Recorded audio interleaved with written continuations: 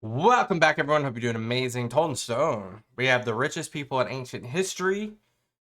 What is ancient history? I think we're gonna find that out. The guardrails of such, obviously prehistory to, let's just say, the Roman Empire, something like that. You're obviously gonna have a ton of people in that category, mostly kings and rulers. But let's find out. Glad you're here.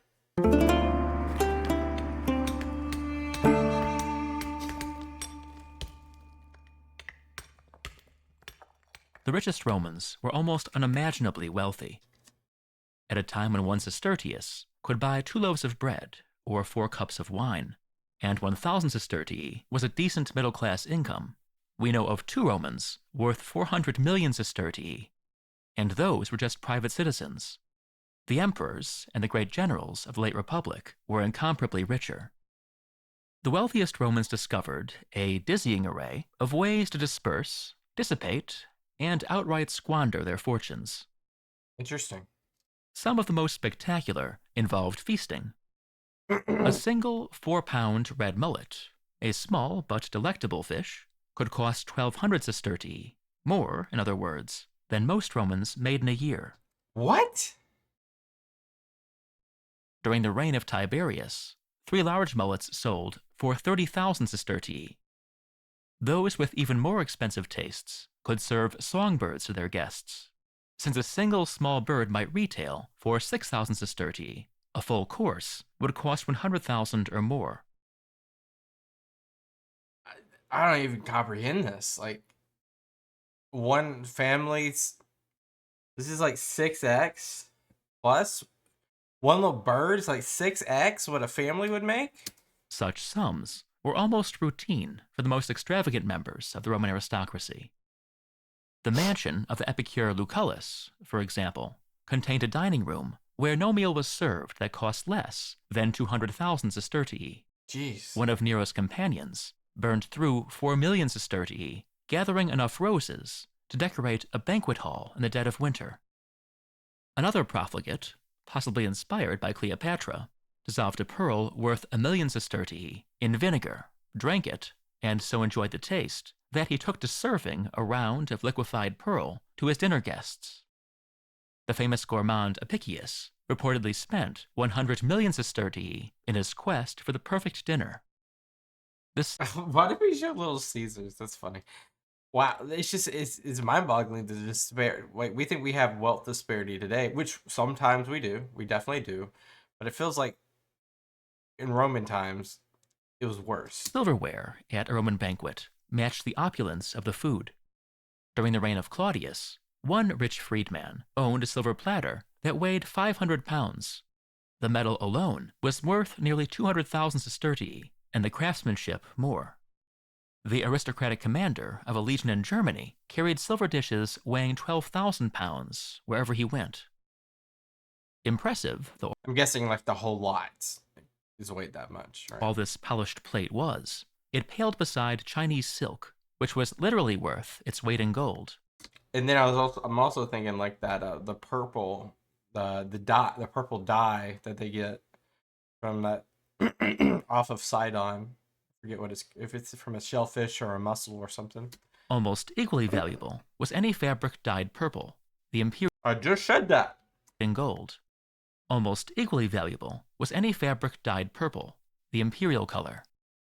Even a cloak of light purple could cost 10,000 sestertii, and true purple Got Depop in the background. cloth was so expensive that Marcus Aurelius once tried to balance the imperial budget by auctioning off garments from his wardrobe. Wow. Vast amounts were paid for Scythian emeralds and diamonds from India. One senator owned a ring with an opal valued at 2 million sestertii. An envious Mark Antony condemned the man to death and confiscated his ring.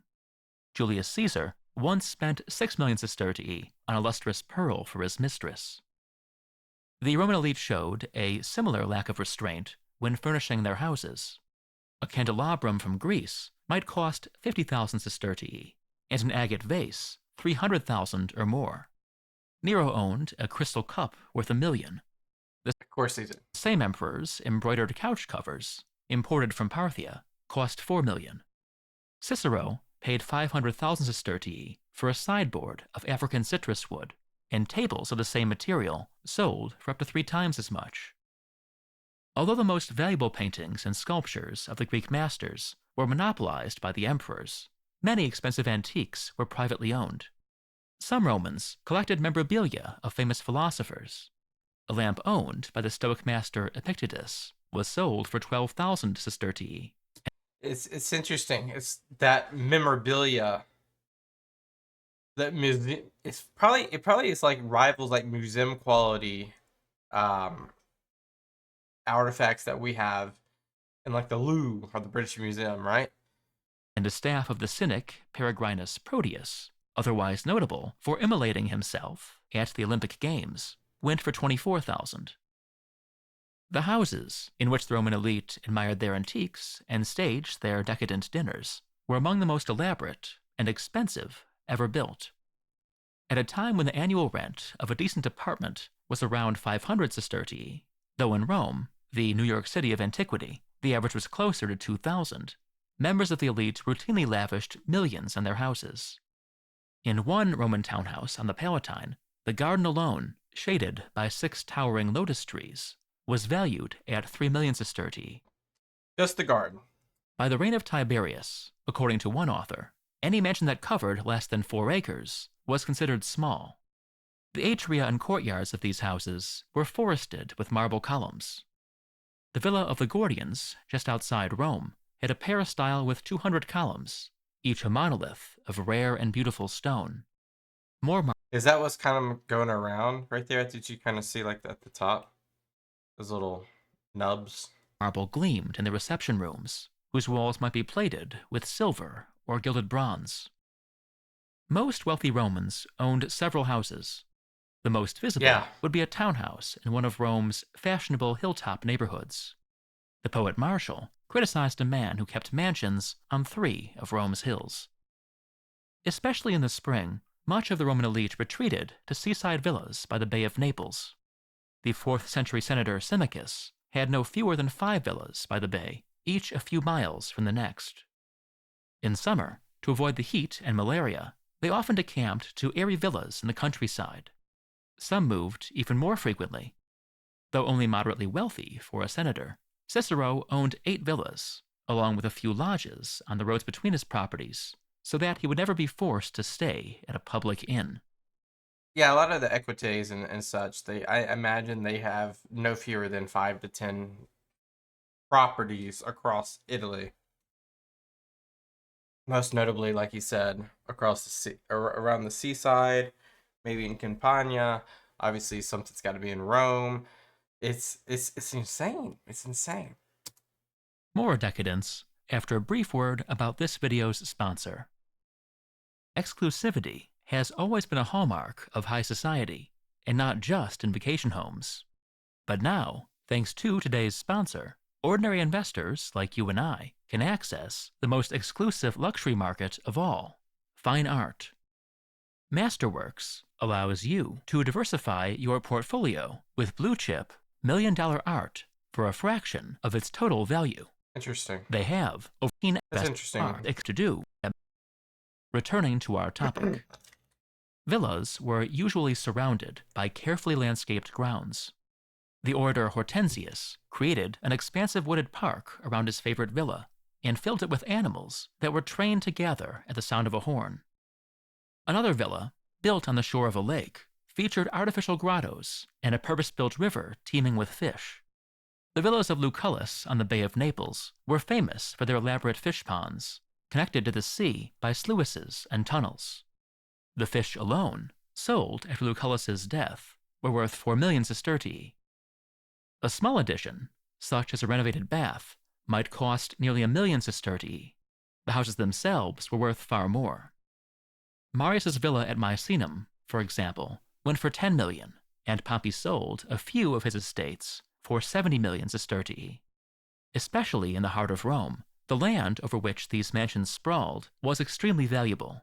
Yeah, I mean, you have finite land in Rome comparatively to like the countryside, and it's obviously at the nucleus of the Roman Empire or Republic. So this land's going to be far away, And also there's districts, right? You're not going to have a direct district that has a continuation of like disparity. You're going to have pockets. You're going to have parts of the city that's maybe not that great, and then you're going to have parts of the city that look similar to this, just from what I can pick up. Or contrast this. Was it more districtized in terms of like district obviously is more wealthy, blah blah blah, or was it random where you'll have like a villa or something similar to this you see right here on screen, and then next to this you have very very small apartments? Caesar reportedly spent 100 million sestertii simply buying the property on which his forum was constructed. During the late Republican era, a political career could be costlier than any estate. When Julius Caesar was aedile, he provided games that featured 320 pairs of gladiators, among many other entertainments, at personal expense. One of his contemporaries constructed 2 wooden theaters that could pivot to join together, forming an amphitheater. Most extravagant of all was Marcus Aemilius Scaurus, who imported no fewer than 360 marble columns from Greece to decorate a temporary theater. A temporary theater. Such Jeez. gestures drove many ambitious politicians deeply into debt. At one point, Caesar himself reportedly owed more than 30 million sestertii to his creditors. A final way the Roman elite frittered away their fortunes was on their own funerals. When The pyres, yeah. cremation was in vogue, their pyres were loaded with precious incense. The funeral procession of Sulla included a life-sized figure of the late lamented dictator with a lictor made from compressed incense and cinnamon. Nero reportedly burned more than a full year's crop of Arabian incense at the funeral of his wife Poppaea. Incense was only part of the expense. Elite funerals were often accompanied by gladiatorial games and other entertainments. During the reign of Tiberius, the people of one Italian town refused to allow a man to bury his wealthy father until he had promised funerary games. God dang. Other men bestowed gigantic sums of money on their communities in their wills. Caesar, for example, bequeathed 300 sestertii to about 250,000 people. By that standard, the wealthy freedman, who stipulated in his will that his heirs were to spend 1,100,000 sestertii on his funeral, was little short of thrifty. Tombs, with their surrounding gardens, might cover an acre or more. The funerary plot of a rich man in Gaul, which included a pond and orchard, had a permanent staff of 4 groundskeepers. The largest tombs, like the Pyramid of Cestius or the Mausoleum of Caecilia Metella, were almost pharaonic in scale. Yeah, that's insane. Just looking at a pyramid downtown in Rome. I'm guessing that's in Rome, right? I'm wondering, does that like that's got to take like some inspiration from Egypt, right? This has got to be after like 44 BC, right? Something like that. Monuments to a life of excess. I have a new book. That's it. Wow. So I was kind of thrown for a loop. I thought this video was going to be more about like a list of the top richest people, but this is more in line with like how the rich people lived in Rome per se, and what was the extravagance of such, like the particular material, the material wealth or the property wealth or the utilization of wealth for like resourcing for games or funerals or so forth. There's definitely a disparity. I mean, it helps when you're in government too. Like when you have power and you can assert your dominance and loot or claim wealth via conquest. That's easy, right? It's not easy, but it's easier than working for it per se. But leave me some context, guys. Like, who was the richest people in Rome? Like, particularly the people. Like, what were their names? Who's the richest of all time? So forth. Was it an emperor? Was it a private citizen? Let me know. Appreciate you guys as always. Peace out. Bye bye.